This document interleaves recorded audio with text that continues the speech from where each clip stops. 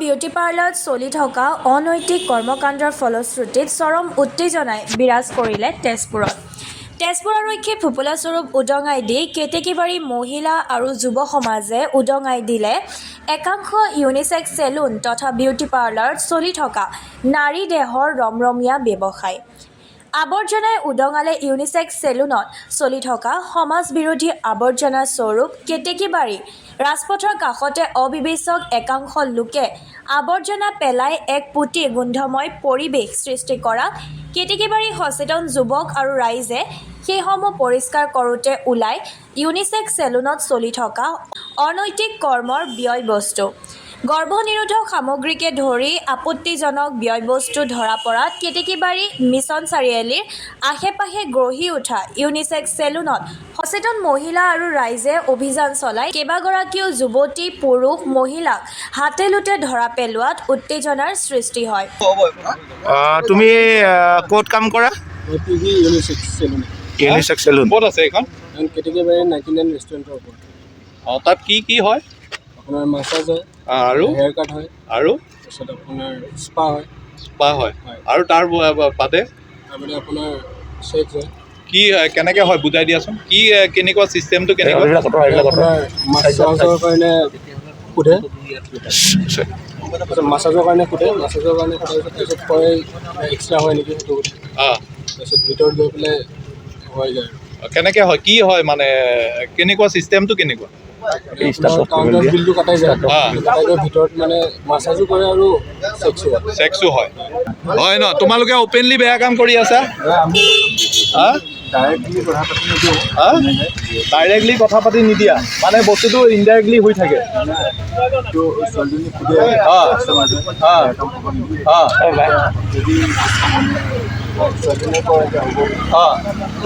তেতিয়া হয়। এয়া চাওক, আৱৰ্জনাত ৰাইজে উদ্ধাৰ কৰিছে গৰ্ভনিৰোধক সামগ্ৰী আৰু ইয়াৰ পিছতে এয়া পেলাবলৈ অহা ইউনিছেক্স চেলুনৰ কৰ্মচাৰীক ৰাইজে ধৰি আঁঠু কঢ়াই ক্ষোভ উজাৰিছে। এই পাৰ্লাৰখন চলা আজি 6 মাহ মানুহটোৱে আগতে বেলেগ মালিক আছিলে, তেওঁৰ পৰা তেখেতে কিনি ল'লে। ইয়াত অবৈধ কাম হয় বুলি গম পাই আমি পুলিচক জনাইছিলোঁ। পুলিচে আহি তেখেতসকলক ক'লে যে এনেকুৱা অবৈধ কাম গাঁৱৰ মাজত নকৰিব, যিহেতুকে এইখন নামঘৰৰ ওচৰতে আছে, নকৰিব। তেতিয়া তাৰপিছতো তেওঁলোকে অবৈধ কাম চলাই আছে মনে মনে। এতিয়াও তাত এগৰাকী বৰ্তমান ছোৱালী মানুহ আছে, তাই ঢেকিয়াজুলিত ঘৰ কয়, তেজপুৰত ঘৰ কয়, বিহগুৰিত কয়, ক'ৰবাত কয়, কিন্তু তাইৰ ধান্দাটো ইয়াত সেইটো কাৰণেই ইয়ালৈ আহে, মানে বেয়া কামৰ কাৰণে তেওঁ ইয়ালৈ আহে। আৰু তাৰ ভিতৰত এতিয়া যথেষ্ট নিৰুদ খণ্ডক ইত্যাদি যথেষ্ট সংখ্যক পলাইছে। আৰু সেইগৰাকী ছোৱালীয়ে পুলিচে কৈ যোৱাৰ পিছতো কওঁতে কৈছোঁ, আমি কৈছিলোঁ, বিশেষকৈ মই কৈছিলোঁ যে এখন সাতটা বধ কৰি দিব আপোনাৰ, এনেকুৱা কথা। ইয়াত ইতিমধ্যেই বহুত অবৈধ কাম হৈ আছে, কিন্তু তেওঁ উল্টাই তৰ্ক কৰিছিল, মোৰ লগত কৰিছে, মোৰ ছোৱালীজনীৰ লগত কৰিছে। গতিকে মই ভাবোঁ ৰাইজেতো ওলাই আহিছে, প্ৰশাসনেও এই বিষয়ে কিবা ব্যৱস্থা লৈ পাৰ্লাৰকেইখন বন্ধ কৰিব লাগে। এইখন বুলিয়েই নহয়, গোটেই কেইখন।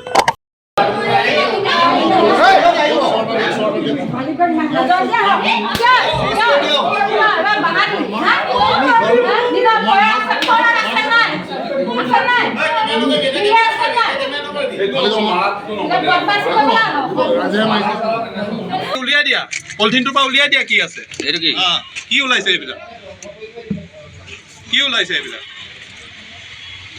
তাইকো মাৰক, যোনে কৰি আছে তাইকো মাৰক, তাইকো মাৰক। নতুন সোমাইছা এই মন্দিৰৰ হেৰিয়াত? কাম চলি আছে, দেহ ব্যৱসায় বুলি ক'লেও ভুল নহ'ব। আমি ধৰি লোৱা আমি দেখা নাই, কিন্তু আমাৰ ল'ৰাহঁতে দেখিছে কালি ৰাতি তেনেকৈ এইবিলাক চাফা চিকুণ কৰা, এইবিলাক লেতেৰা বস্তু যে পেলায় তেনেকুৱা সেইবিলাক চাফ চিকুণ কৰি আছে। কেইবাদিনৰ পৰা কৰি আহিছে আমাৰ ল'ৰাবিলাকে, তেনেকৈ কৰি আহিছে। কিন্তু কালি ৰাতি আকৌ সেই চাফা কৰা জেগাতে আকৌ গৈ পেলাই এনেকুৱা স্পা চেলুনৰ পৰা মানে টোপোলা পেলাইছে। এতিয়া সেই টোপোলা পেলাওঁতে কিনো আছে মানে ল'ৰাকেইটা ধৰি আঁঠু কঢ়াইছে হেৰি কৰিছে কাণত ধৰাইছে সেইখিনিতো কৰিছেই কিন্তু সেই টোপোলাৰ ভিতৰত কি আছে চাউণ্ডত তেনেকুৱা অবৈধ বস্তু কিছুমান অনৈতিক কাৰ্য কৰোঁতে যিবিলাক বস্তু ব্যৱহাৰ কৰে সেইবিলাক বস্তু মানে তাত ওলাই পৰিছে গতিকে আমি সেইবিলাক আজি ৰাতিপুৱা আমি গম পাইছোঁ মাইকী মানুহখিনিয়ে আজি ৰাতিপুৱা আমি গম পাইছোঁ গতিকে আমি এইবিলাক বন্ধ হোৱাটো বিচাৰিছোঁ দৰকাৰ হ'লে আমি মানে প্ৰশাসনৰ ওচৰলৈকো যাম আজি পাৰ্লাৰবিলাকক আমি অবৈধ পাৰ্লাৰ গৈছোঁ এতিয়া পাইছোঁ আজিও এটা এই কেতেকীবাৰী বৰনামঘৰৰ ওচৰত যিটো পাৰ্লাৰ আছে তাত আমি সদ্যহতে অবৈধ বস্তু পাইছোঁ এইমাত্ৰ পাইছোঁ আমি গতিকে এইবোৰ এইমাত্ৰ পাই আহিছোঁ গতিকে আমি এইবিলাক বন্ধ হোৱাটো বিচাৰিছোঁ আমি সজাগ হৈছোঁ আৰু এতিয়া ইমান দিন আমি ওলোৱা নাছিলোঁ কিন্তু এতিয়া আমি ওলাইছোঁ ধন্যবাদ